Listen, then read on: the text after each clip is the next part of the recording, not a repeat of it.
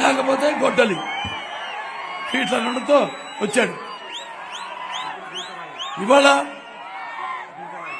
కర్నూలు జిల్లా ఉంది, మరి చూస్తున్నాం. అభినవ భగీరథులన్నా నేను ఇప్పుడే నందికొట్టుకూరికి వెళ్ళొస్తున్నాను. అక్కడి నుంచే మొదలవుతుంది మనకి ఈ కృష్ణాజలాలు అన్ని ప్రాజెక్టులన్నీ. అప్పుడు మనం మొదలుపెట్టిన ప్రాజెక్ట్ ఎన్టీ రామారావు గారు మొదలుపెట్టింది, చంద్రబాబు నాయుడు గారు పూర్తి చేసినవి. అది హెచ్ఎన్ఎస్ఎస్ కావచ్చు, ఎస్వీబీసీ కావచ్చు, లేకపోతే గాలేరు నగరి కావచ్చు, తెలుగు గంగ కావచ్చు, అన్ని కూడా అక్కడి నుంచే. మరి వాళ్ళ ప్రభుత్వం దేని గురించి కూడా పట్టించుకొని పరిస్థితుల్లో ఉంది. చాలా అద్భుతంగా అసలు ఎవడైతే ఇప్పుడు ఎట్లా ఉందంటే ఈ యొక్క జగన్ దృష్టిలో అభివృద్ధి అంటే కరప్షన్, అంటే దోచుకుని దాచుకోవడమే అభివృద్ధి జగన్ దృష్టిలో. కాబట్టి అందరూ కూడా ఈ పైశాచిక ఈ సైకో పోవాలి, ప్రజాస్వామ్య ప్రభుత్వం రావాలి, మన సైకిల్ రావాలి. ఇవాళ అందరూ కలిశాం. భరతను నేను ఒక్కడినే అంటాడు. అన్ని మీ సానుభూతి పొందడానికి ఒక్కడు వెళ్ళవుతావు, అందరిని నువ్వే దూరం చేసుకున్నావు, మీ ఇంట్లో దూరం చేసుకున్నావు, సలహాదారులని 100 మంది ఆఫీసర్లు పెట్టుకున్నావు, ఒక్కడి సలహా తీసుకోవు, జీతాలు మాత్రం ఇస్తావు. దుష్ట నలుగురున్నారు, వాళ్ళ సలహాలే తీసుకుంటాడు, ఎవరి మాట వినడం. అలా తయారైంది అతను. కాబట్టి మీరు ఎవరిని దృష్టిలో పెట్టుకోవాలి. ఇవాళ నేను చెప్పినట్టు ఈ ఓటు అనే హక్కును మీరు వినియోగించుకోవాలి. ఇవాళ అందరం కలిసాం. మరి ఈనాడు ఈ యొక్క కూటమి యొక్క కలయిక అంటే ఒక నిప్పుల ఉప్పెన. ఈ కూటమి ఒక కలయిక అంటే ఒక అగ్నిపర్వతపు విస్ఫోటనం. అలాగే ఈ కూటమి యొక్క కలయిక అంటే అదొక పాశుపతాస్త్రం. గుర్తుపెట్టుకోండి, చాలా ఉన్నాయి.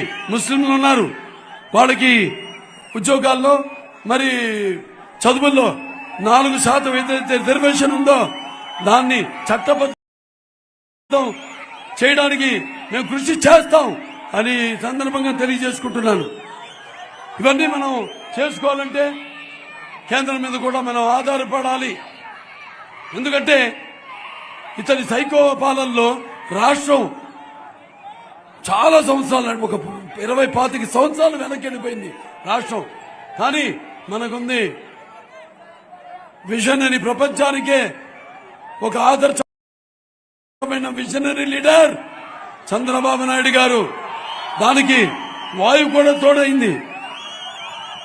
సోదరుడు పవర్ స్టార్ పవన్ కళ్యాణ్ గారు ఆయన 2014లోనే జనసేన పార్టీని స్థాపించడం, మరి అప్పటి నుంచి కూడా అవిశ్రాంతంగా ఏ సమస్య వచ్చిన రాష్ట్రంలో ఆ సమస్యలపై పోరాడుతూ అలాగే ఆ పార్టీని కొనసాగిస్తూ ఇవాళ అందరం చేతులు కలిపాం. అక్కడ మనకు అవసరమైన నిధులు, మరి చట్టబద్ధంగా మనం చేసుకోవలసిన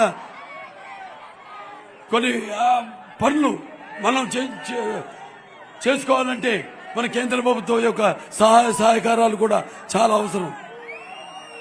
కాబట్టి ఇవన్నీ దృష్టిలో పెట్టుకుని ఇవాళ ఈ జరుగుతున్న ఎన్నికల సంగ్రామంలో మీరంతా కూడా మీ యొక్క పవిత్రమైన విలువైన ఓట్లను వెయ్యాలి. ఇది అభ్యర్థన కాదు, ఇదొక ప్రతి తెలుగువాడి గుండె మంట.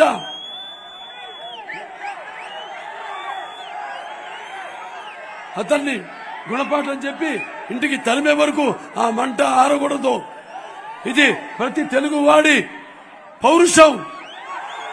అతని ఇంటి తరిమేదాకా ఆ రోషం నిద్రపోకూడదు అని తెలియజేసుకుంటూ, ఏదైతే మీరు ఈ ఉత్సాహంతో, ఉవ్వెత్తిన ఉత్సాహంతో ఈనాడు ఇక్కడ నేను ఇచ్చే సందేశాన్ని వినడానికి వచ్చారో, ఇక నిద్ర పట్టకూడదు. నా కార్య నా దురిన నా సుఖం నా నిద్ర ఇక రమ్మన్నా రాకూడదు అవిశ్రాంతం.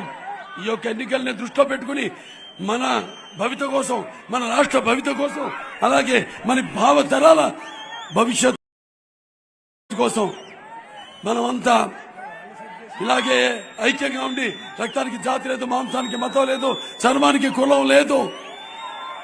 నాకున్న జ్ఞాన సంపదలో బ్రాహ్మణుని, ఐశ్వర్యంలో వైశ్యుణ్ణి, మంచికి మాలని, మంచి చేతులు తిరిగే మాలని మాదిగని, కష్టాన్ని నమ్ముకున్న కమ్మరిని, కొమ్మరిని, కంసాన్ని, రజకుని, నాయబ్రాహ్మణి, కలుగిత కార్మికుడిని, కల్వశోలని, యాదవుణ్ణి, ఆపదలాదుకుని వెలమని, వ్యక్తిత్వంలో రాజుని, అమ్మనం అనిపించే కమ్మని, పౌరుషంలో రెడ్డిని, ఉచ్చపల్లలో కాపుని, అలా మీరు ప్రతి ఒక్కళ్ళు అనుకోవాలి. మతాలు, కులాలు ఇవి కాదు మనం కూడిపెట్టేది.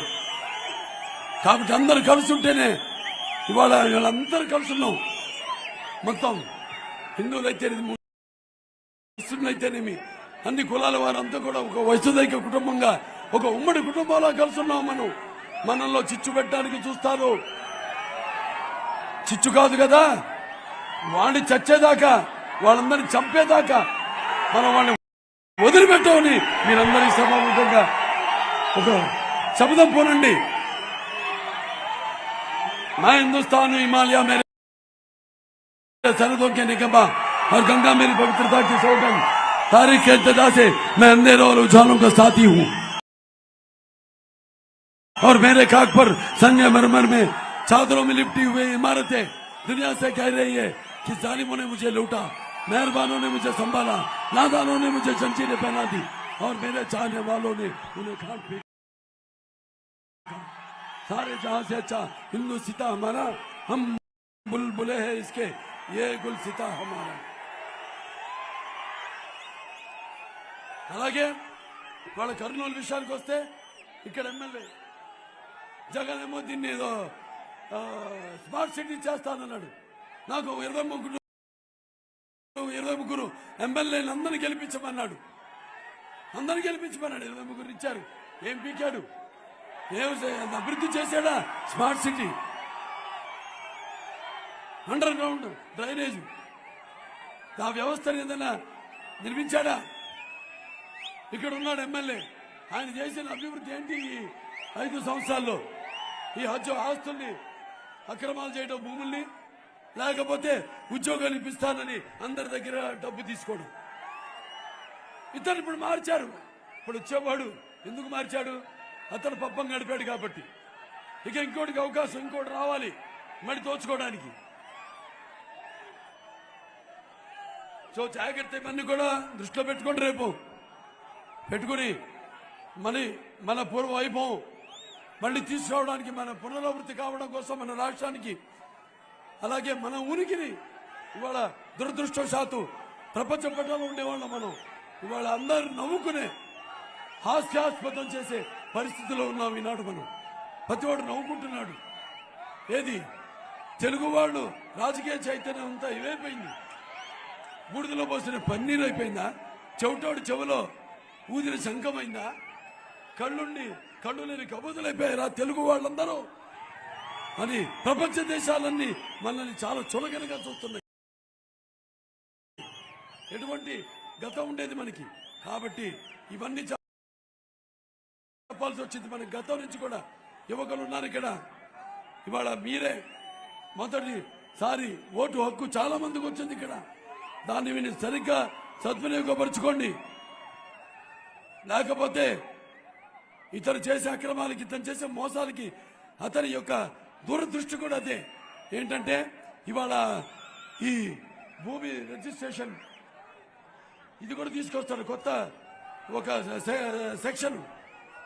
అదేంటంటే అతని పాస్బుక్ మీద అతను ముద్ర వేసి అతని బొమ్మ ఉండి మొత్తం పుస్తకాలనేమో అతని దగ్గర ఉంటాయి.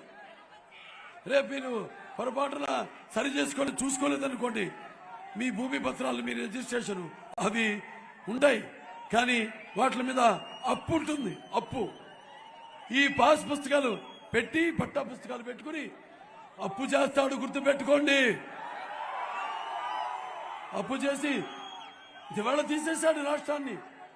అసలు మనమే ఈ రాష్ట్రంలో లేకుండా చేయడమే, అది చూడడమే అదొక పైశాచికం. అందుకే సైకో అన్నారు తల్లి. అదొక లక్షల కోట్ల పక్షుడు అవినీత, అలాగే నిన్న పక్షపాత రూపకుడు, అవినీతి పక్షకుడు అని,